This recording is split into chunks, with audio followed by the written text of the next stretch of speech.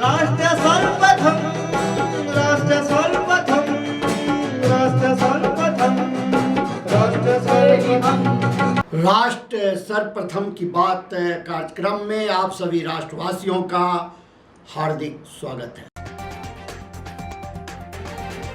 Rahul Gandhi NEET paper leak छात्रों की परेशानी और बेरोजगारी जैसे मुद्दों पर देश भर में छात्रों से चर्चा करेंगे। अमेरिका और ईरान के बीच समझौते के बाद स्टेट ऑफ हॉर्मुज फिर से खुलेगा, जिससे भारत को तेल आपूर्ति, माल ढुलाई लागत और महंगाई के दबाव में बड़ी राहत मिलेगी। एनसीपीआई, जो कुछ समय पहले तक एक अनजान पार्टी थी, अब तृणमूल कांग्रेस के 20 बागी सांसदों के इसमें शामिल होने के बाद राष्ट्रीय राजनीति के केंद्र में आ गई है। पश्चिम बंगाल के प्राथमिक शिक्षा भर्ती घोटाले में प्रवर्तन निदेशालय तृणमूल कांग्रेस के राष्ट्रीय महासचिव अभिषेक बनर्जी से पूछताछ कर रही है। अयोध्या राम मंदिर में दान के कथित गलत इस्तेमाल का मामला अब सुप्रीम कोर्ट पहुंच गया है। अशोक गहलोत ने कहा कि अगर इंदिरा गांधी जीवित होती तो बीजेपी को सांप्रदायिक राजनीति के लिए प्रतिबंधित कर देती। नोएडा अंतर्राष्ट्रीय एयरपोर्ट से कमर्शियल उड़ानें आज से शुरू हो गई हैं। सबसे पहले सुबह 8:05 पर लखनऊ से यात्रियों को लेकर आया विमान नए एयरपोर्ट के रनवे पर उतरा। ड्राफ्ट पॉलिसी में वर्ष 2028 से नए पेट्रोल चालित दोपहिया वाहनों के पंजीकरण पर रोक और 2027 से नए सीएनजी ऑटो के स्थान पर केवल ई ऑटो के पंजीकरण का प्रस्ताव रखा गया है। दिल्ली एनसीआर में सोमवार सुबह मौसम का मिजाज बदल गया। गुरुग्राम समेत दिल्ली एनसीआर के कई इलाकों में बारिश देखने को मिली। नीट यूजी की पुनर्परीक्षा देने जा रहे उत्तराखंड के छात्रों के लिए मुख्यमंत्री पुष्कर सिंह धामी सरकार ने एक बड़ा राहत भरा फैसला लिया है। प्रधानमंत्री नरेंद्र मोदी और स्लोवाक गणराज्य के प्रधानमंत्री रॉबर्ट फिको ने ब्रातिस्लावा में संयुक्त प्रेस वार्ता को संबोधित किया। इस दौरान प्रधानमंत्री ने कहा कि उनकी यह यात्रा किसी भारतीय प्रधानमंत्री की स्लोवाकिया की पहली यात्रा है और इस ऐतिहासिक अवसर पर दोनों देशों ने अपने संबंधों को कॉम्प्रिहेंसिव पार्टनरशिप का दर्जा देने का निर्णय लिया है। प्रधानमंत्री ने कहा कि automobile, railway, advance manufacturing, green technology और डिजिटल क्षेत्र में सहयोग को नई दिशा देने पर सहमति बनी है। उन्होंने कहा कि भारत और स्लोवाकिया के बीच तकनीकी, कृत्रिम बुद्धिमत्ता और अंतरिक्ष क्षेत्र में साझेदारी की अपार संभावनाएं मौजूद हैं। योर एक्सेलेंसी प्राइम मिनिस्टर फित्सो, दोनों देशों के डेलीगेट्स, मीडिया के साथियों, नमस्कार, दोबरी दिन। हमारे आत्मीयता भरे स्वागत के लिए मैं प्राइम मिनिस्टर फित्सो का हार्दिक आभार व्यक्त करता हूं। वे अनुभवी लीडर होने के साथ साथ भारत के सच्चे मित्र हैं। भारत स्लोवाकिया संबंधों को नई ऊंचाई तक पहुंचाने में उनकी मित्रता और अटूट प्रतिबद्धता का विशेष महत्व रहा है। मुझे खुशी है कि आज उनसे मिलकर मुझे हमारे संबंधों में एक ऐतिहासिक पल के साक्षी बनने का सुअवसर मिला है। मेरी ये यात्रा किसी भी भारतीय प्रधानमंत्री की स्लोवाकिया की पहली यात्रा है। मुझे खुशी है कि इस ऐतिहासिक अवसर पर हमने अपने संबंधों को कॉम्प्रिहेंसिव पार्टनरशिप का दर्जा देने का निर्णय लिया है। यह हमारे साझा विश्वास, साझा प्राथमिकताओं और साझा भविष्य का प्रतीक है। फ्रेंड्स, आज प्रधानमंत्री जी और मैंने हमारे सहयोग को नई दिशा और नई ऊर्जा देने पर विस्तृत रूप से चर्चा की। हमारे द्विपक्षीय व्यापार और आर्थिक सहयोग में हो रही प्रगति हमारे लिए संतोष का विषय है। लेकिन हमारी क्षमताएं विशाल है, हमारी आकांक्षाएं उससे भी बड़ी है। ऑटोमोबाइल, रेलवे, एडवांस मैन्युफैक्चरिंग और ग्रीन टेक्नोलॉजीज हमारे लिए विशेष रुचि के क्षेत्र हैं। इन सभी विषयों में आज हमने अपनी ताकतों को जोड़कर दोनों देशों के लोगों की भलाई के लिए कई महत्वपूर्ण निर्णय लिए। इंडिया EU FTA को अंतिम रूप देने में स्लोवाकिया से मिले सहयोग के लिए मैं प्रधानमंत्री जी का विशेष आभार व्यक्त करता हूं। हम इसके जल्द से जल्द इम्प्लीमेंटेशन के लिए काम करेंगे ताकि दोनों देशों के उद्योग, स्टार्टअप्स और ट्रेडर्स इसका अधिकतम लाभ उठा सके। फ्रेंड, टेक्नोलॉजी हमारी भावी साझेदारी का महत्वपूर्ण स्तंभ है।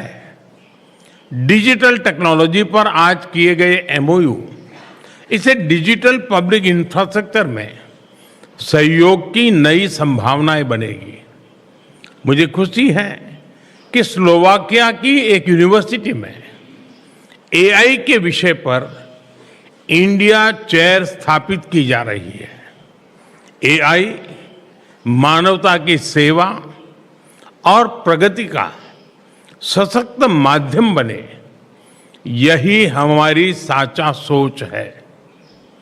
हमारा मानना है कि AI का भविष्य केवल इनोवेशन से नहीं बल्कि ट्रस्ट, रिस्पॉन्सिबिलिटी और ह्यूमन डिग्निटी पर आधारित होना चाहिए। हमारे बीच स्पेस के क्षेत्र में सहयोग बढ़ाने का बहुत बड़ा पोटेंशियल है। 2017 में स्लोवाकिया की पहली सैटेलाइट भारत द्वारा लॉन्च की गई थी। आज भारत में स्पेस सेक्टर अभूतपूर्व गति से नई ऊंचाइयां छू रहा है। मैं स्लोवाकिया की कंपनियों को इस विकास यात्रा में शामिल होने के लिए आमंत्रित करता हूं। दिल्ली के उपराज्यपाल तरनजीत सिंह संधू ने विकासपुरी में आधार सेवा केंद्र का उद्घाटन किया। इस अवसर पर दिल्ली सरकार के परिवहन, स्वास्थ्य एवं IT मंत्री पंकज कुमार सिंह, पश्चिमी दिल्ली के सांसद कमलजीत सहरावत, UIDAI के वरिष्ठ अधिकारी और बड़ी संख्या में स्थानीय नागरिक उपस्थित रहे। अपने संबोधन में उपराज्यपाल ने कहा कि आधार पिछले एक दशक में भारत के डिजिटल गवर्नेंस मॉडल का मजबूत आधार बनकर उभरा है। उन्होंने कहा कि आधार केवल पहचान का माध्यम नहीं बल्कि डिजिटल पब्लिक इंफ्रास्ट्रक्चर का एक महत्वपूर्ण स्तंभ है, जिसने सरकारी सेवाओं की पारदर्शी, प्रभावी और समावेशी डिलीवरी सुनिश्चित की है। नए केंद्र से पश्चिमी दिल्ली के लोगों को आधार संबंधी सेवाएं स्थानीय स्तर पर उपलब्ध हो सकेंगी। आज जो आधार सेवा केंद्र का विकासपुरी में इनॉग्रेशन हो रहा है, ये एक बहुत इम्पोर्टेंट स्टेप है। पिछले 10 सालों में भारत ने एक बड़ी remarkable transformation public service delivery में देखी है। Technology has moved from being a support mechanism to becoming a central pillar of governance. Whether it is financial inclusion, welfare, healthcare, education, administration, digital platforms are increasingly shaping how citizens interact with the state. इस transformation के centre में आधार है। आधार is often described as a digital identity platform, but its significance goes much beyond identification. It has become a vital component of Bharat's digital public infrastructure, enabling millions to access services and opportunities efficiently and transparently. For many citizens, Aadhaar serves as the first point of access to government services. It facilitates direct benefit transfers, supports financial inclusion, reduces leakages, and simplifies interaction between citizens and institutions. महामहिम उपराज्यपाल महोदय जी की गौरव उपस्थिति में तथा महामहिम के कर कमलों द्वारा आज विकासपुर विधानसभा में दिल्ली के 6 आधार सेवा केंद्र के उद्घाटन हो रहा है। ये हम सबके लिए गर्व और प्रसन्नता का विषय है। ये केंद्र दिल्ली की डिजिटल सेवा की ओर अधिक सशक्त बनाने की दिशा में एक महत्वपूर्ण कदम है। आधार आज केवल एक पहचान का माध्यम नहीं बल्कि विभिन्न सरकारी सेवाओं तक पहुंचने का साधन बन चुका है। स्वास्थ्य क्षेत्र में आधार की भूमिका विशेष रूप से महत्वपूर्ण है। आधार पर यह सुनिश्चित किया जाता है कि हमारा कोई भी नागरिक स्वास्थ्य लाभ से वंचित ना रहे। हमारी सरकार आने के बाद आधार लिंक्ड आयुष्मान भारत कार्ड के माध्यम से हजारों परिवार को कैशलेस उपचार की सुविधा प्राप्त हुई है। आधार के माध्यम से नवजात शिशुओं के लिए नई सुविधाओं का विस्तार हुआ है। अब एमसीडी एंड एनडीएमसी में नवजात शिशुओं के जन्म पंजीकरण के साथ आधार नामकरण की सुविधा भी उपलब्ध होगी। ये सेवा केंद्र प्रधानमंत्री जी के सपनों को परवाज देने के लिए बहुत जरूरी है। आज हमारा यूपीआई सिस्टम हो, आधार सिस्टम हो, विश्व में अपनी पहचान बना चुका है और आधार कार्ड का होना हर व्यक्ति के लिए 12 नंबर का ये एक डिजिट हमारी पहचान बन चुका है। आधार कार्ड चाहे बैंक अकाउंट खुलवाना हो, सरकार की किसी भी सेवा का हमें लाभ लेना हो, उसके लिए बहुत आवश्यक है। लेकिन आधार कार्ड को बनवाने में और अगर इसमें कोई चेंज कराना है या करेक्शन करानी है तो बहुत दिक्कत होती थी और इसीलिए सरकार ने जो पहल की है कि ये 6 खुलने के बाद आज 7वां सेंटर पश्चिमी दिल्ली में खुल रहा है और भी हमारे सेंटर खुलेंगे। तो मैं इसके लिए केंद्र सरकार का बहुत धन्यवाद करती हूं कि उन्होंने हमारे क्षेत्र में इस सेंटर को खोला है। मेरा आदरणीय लेफ्टिनेंट गवर्नर सर से रिक्वेस्ट है कि सर ये ज़मीन यहाँ पर किराए पर ली गई है, लेकिन आधार कार्ड हमेशा काम आने वाली एक ऐसा डॉक्यूमेंट है जिसमें लगातार लोगों को आवश्यकता पड़ती है। तो मेरी और मिनिस्टर साहब की अभी बात हुई है पंकज जी की, आधार कार्ड का परमानेंट सेंटर यहाँ पर खोला जाए ताकि हमेशा के लिए इसका लाभ पश्चिमी दिल्ली की लोकसभा को मिले। इसके लिए हम प्रयास करेंगे और हमारे लेफ्टिनेंट गवर्नर साहब ने भी इस बात का आश्वासन दिया है कि वो हमारी इस बात पर गौर करेंगे।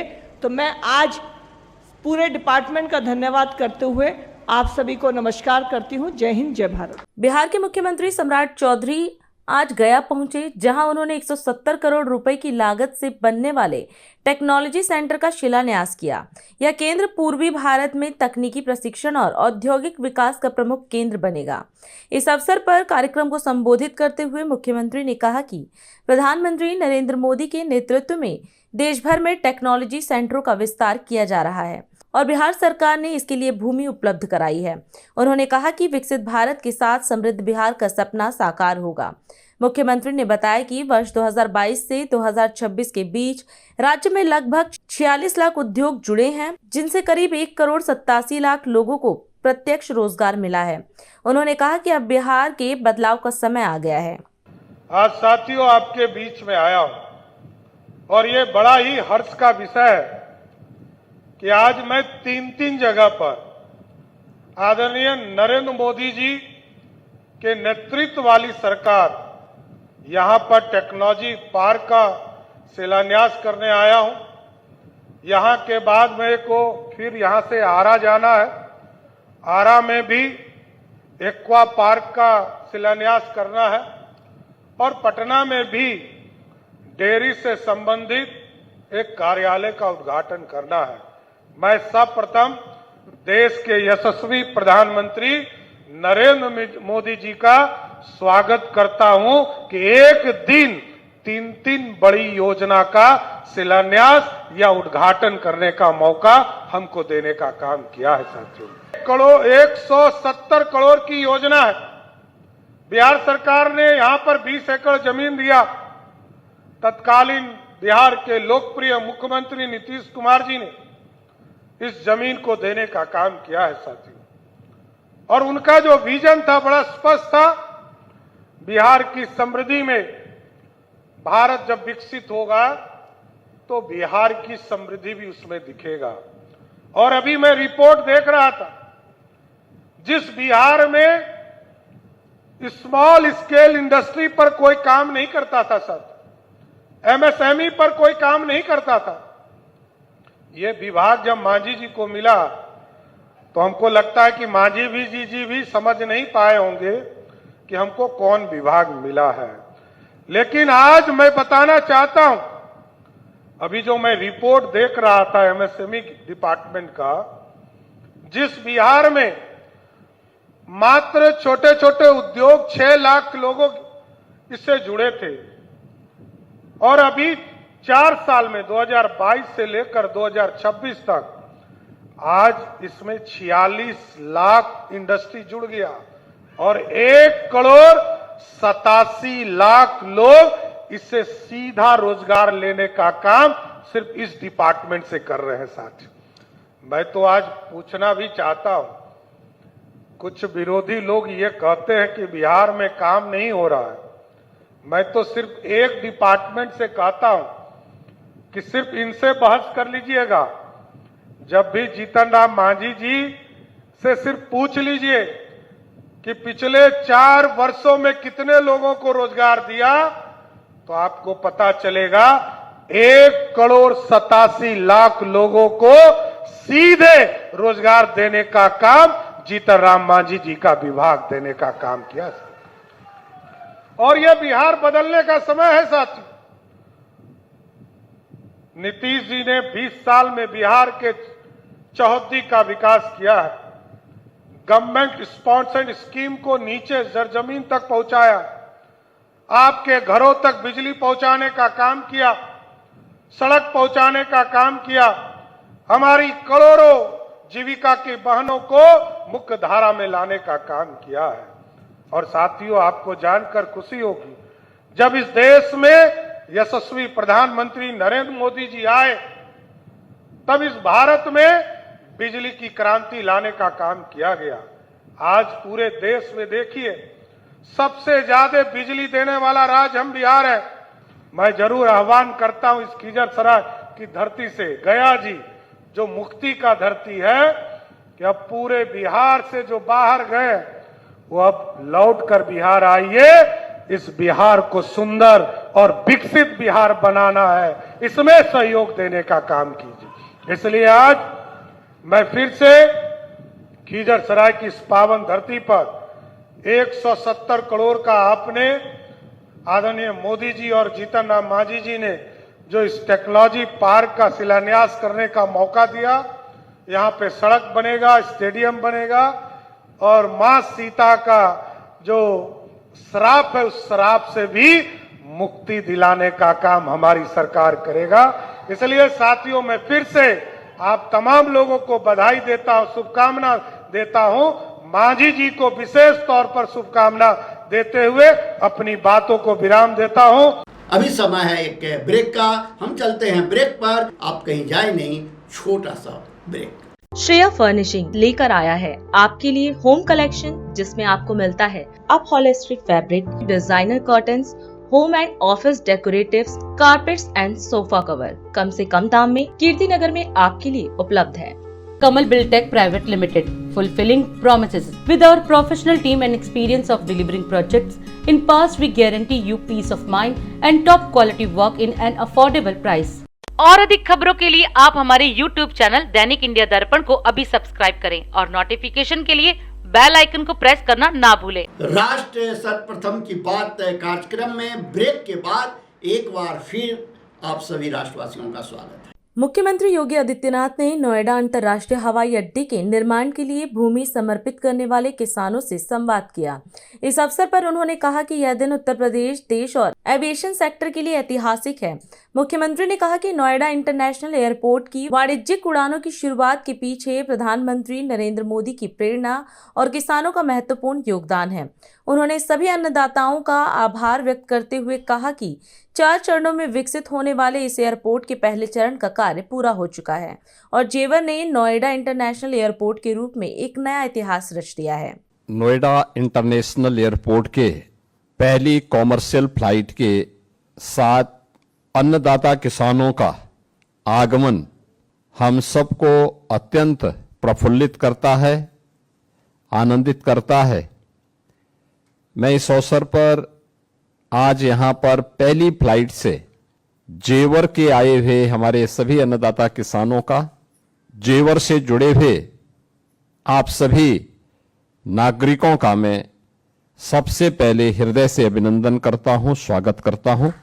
आज का दिन एक ऐतिहासिक दिन है जेवर के लिए, गौतम बुद्ध नगर जनपद के लिए, पश्चिमी उत्तर प्रदेश के लिए और पूरे प्रदेश और देश के एविएशन सेक्टर के लिए।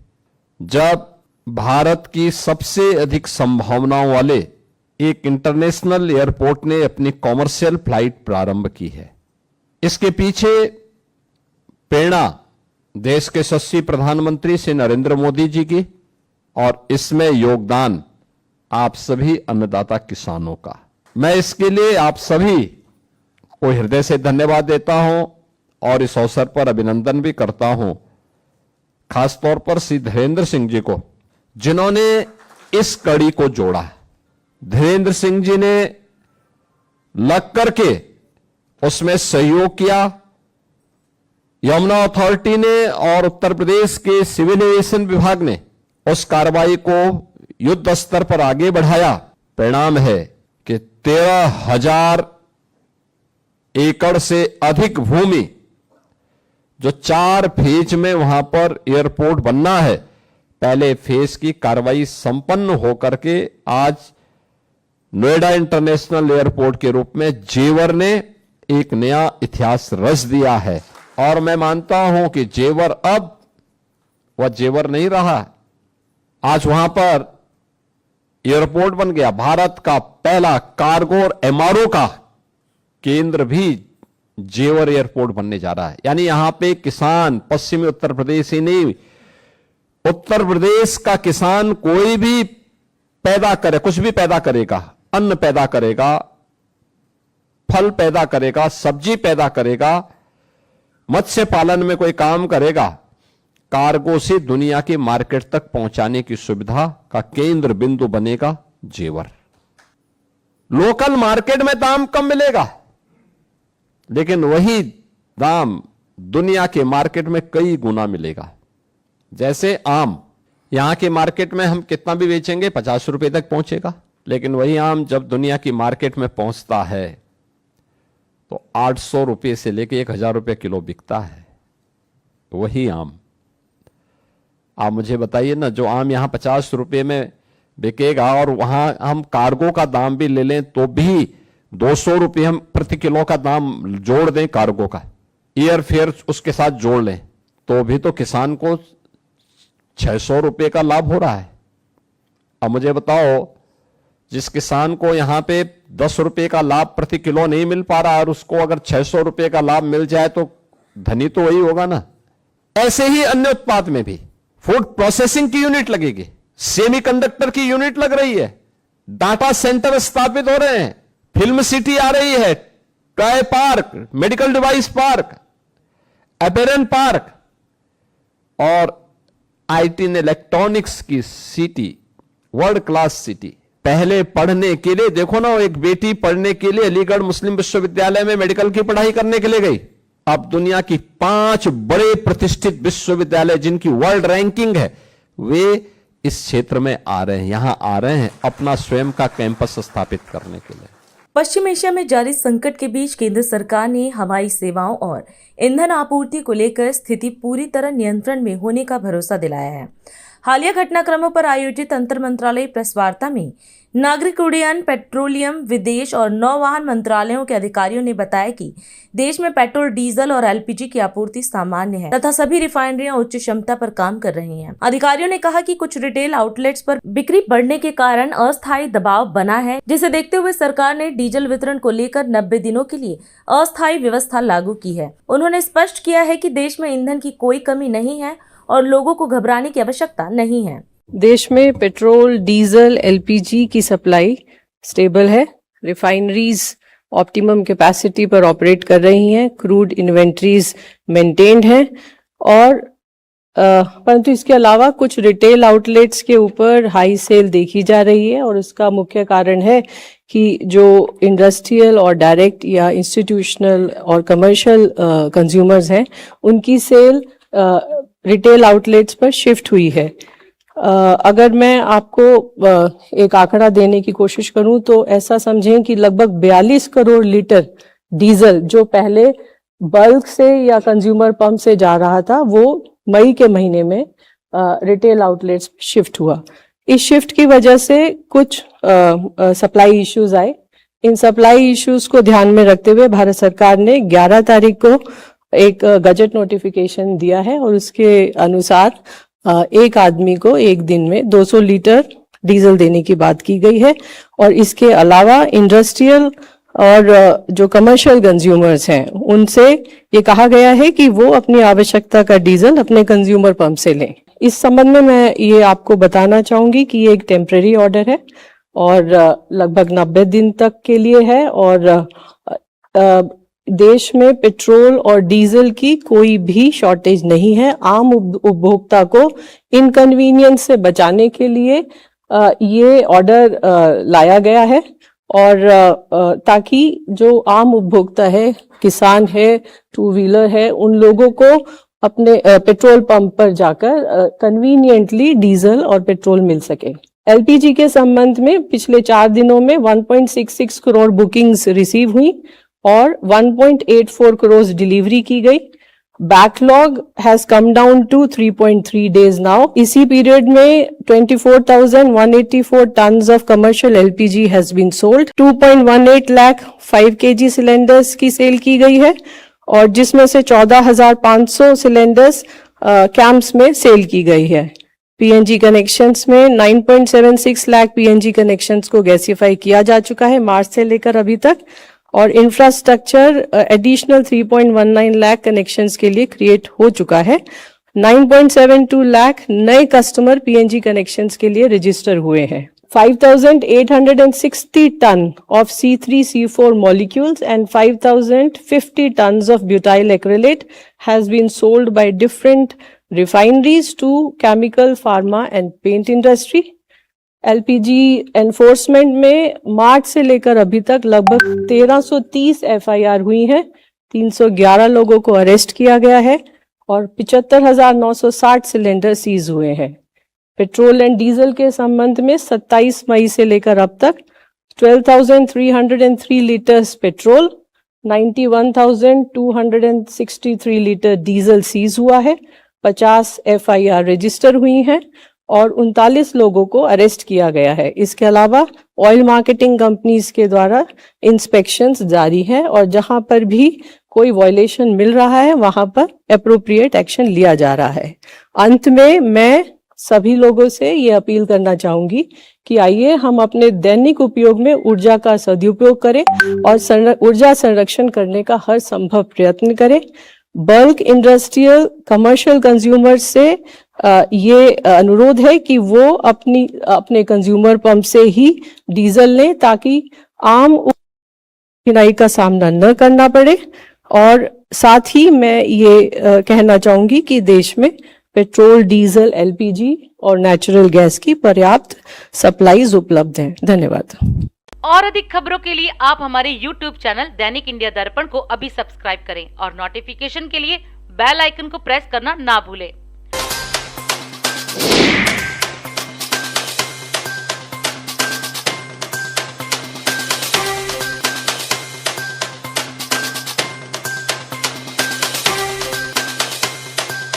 आज हम इस कार्यक्रम में आपसे विदा लेते हैं। आप अन्य खबरों के लिए बने रहे।